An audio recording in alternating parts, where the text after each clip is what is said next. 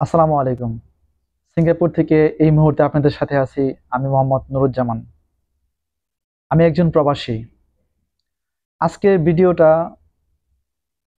আমার বাংলাদেশের সেই সমস্ত মানুষের জন্য যাদের পরিবারের কেউ না কেউ প্রবাসে থাকে। হতে পারে আপনার ভাই বা আপনার বোন বা আপনার স্বামী বা আপনার সন্তান, যে কেউ যারা এই মুহূর্তে প্রবাসে আছে, হ্যাঁ, তাদের পরিবারের উদ্দেশ্যে এই ভিডিওটা।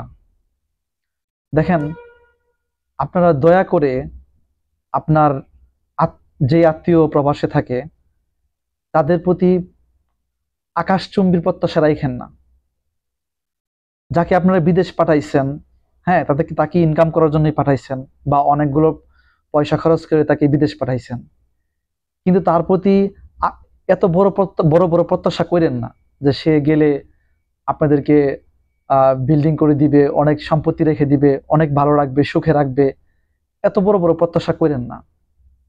কারণ কি, দেখেন, প্রবাসে আসার পরে আপনার আত্মীয়টা যেই ধরনের কাজ করতেছে, আপনি যদি নিজ চোখে দেখতেন তাহলে হয়তোবা এই যে আপনারা যে আবদার করেন না যে একটা বিল্ডিং করে দাও বা জমি রেখে দাও, প্রতি মাসে টাকা দাও বা আমার জন্য এটা দাও, ওইটা দাও, ওইটা আইনো, এই যে আবদার গুলো করেন না বা অনেক প্রত্যাশা করেন, এই প্রত্যাশাগুলো করতেন না। আপনাদের অনেক কষ্ট হইতো। হ্যাঁ, ইদানিং হয়তোবা ইন্টারনেটের কল্যাণে আপনারা অনেকেই দেখেন যে প্রবাসে একটা মানুষ অনেক কষ্ট করে, কিন্তু এই দেখা পর্যন্ত আপনারা ঠিক পরক্ষণেই যখন আপনি আপনার আত্মীয়র সাথে কোনো একটা বিষয় নিয়ে কোনো আবদার করেন, তখন কিন্তু ওই যে কিছুক্ষণ আগে ইন্টারনেটে যে কষ্টের ভিডিওটা দেখছেন এটা কথা ভুলে যান।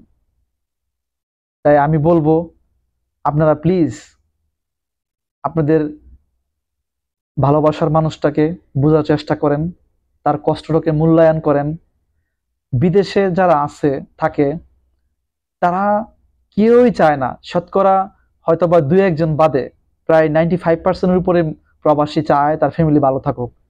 প্রবাস থেকে তার সর্বোচ্চটা দিয়েই তার ফ্যামিলিকে ভালো রাখার চেষ্টা করে। এটা গ্যারান্টি। এখান থেকে কেউই চায় না যে সে নিজে নিজের টাকা জমায়া সে নিজে ভালো থাকবে, হ্যাঁ, বাংলাদেশে তার ফ্যামিলিকে দেখবে না, এরকম না। প্রত্যেকটা প্রবাসী দিন শেষে চায় যে তার ফ্যামিলি ভালো থাকুক, দুই একজন ব্যতিক্রম বাদে। কিন্তু বেশিরভাগ যারা আপনারা বাংলাদেশে থাকেন, পরিবারের লোকজন, বেশিরভাগ মানুষই একটা ভুল ধারণা পোষণ করেন যে আমার সন্তান বা আমার ভাই বা আমার স্বামী বা আমার আত্মীয় বোধহয় সে নিজের ব্যাংকে টাকা জমাইতেছে, সে অন্য জায়গায় অনেক অন্য কিছু করতেছে বা সে অনেক ভালো থাকার চেষ্টা করতেছে। এই যে একটা ভুল বুঝাবুঝি শুরু হয় বা এই যে একটা ভুল, এই যে একটা ধারণা নিয়ে বসে থাকেন, এটা সমস্তটাই ভুল ধারণা। দেখেন, বিদেশ আসার পর তার মধ্যে দিয়ে সে কি ধরনের সমস্যার সম্মুখীন হইতেছে, সে কি ধরনের পরিস্থিতি দিয়ে যাইতেছে, সেটা আল্লাহ সুবহানাহু ওয়া তাআলা আর ওই ওই লোকটাই জানে। আপনারা তো সব দেখেন না, সব বুঝেনও না। অতএব আমি বলবো, আপনাদের প্রতি আমার অনুরোধ যে আপনার ভালোবাসার মানুষটাকে বোঝার চেষ্টা করেন, তাকে সময় দেন এবং সে যেটা বলে সেটা বিশ্বাস করেন, তার প্রতি বিশ্বাস রাখেন, অবিশ্বাস করেন না। কারণ এই কথাগুলো বলতেছি কি জন্য, আমি নিজেও একজন প্রবাসী। আমিও এরকম অনেক জিনিস, এই পারিবারিক ব্যাপারগুলা প্রায় সময়ই ফেস করি। তাই আমার কাছে মনে হয়, আর আর আমি যারা দেখতেছি আমার চারপাশে যে প্রবাসীরা আছে, প্রায় সবার অবস্থা একই রকম।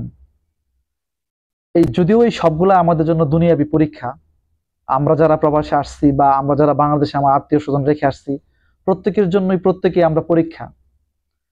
তাই আমরা অতিরিক্ত ধারণা পোষণ না করি, দুই পক্ষই, যারা প্রবাসে থাকি তারা বা যারা বাংলাদেশে স্পেশালি পরিবারের সদস্যরা আছি, তারা অতিরিক্ত অনুমান না করি।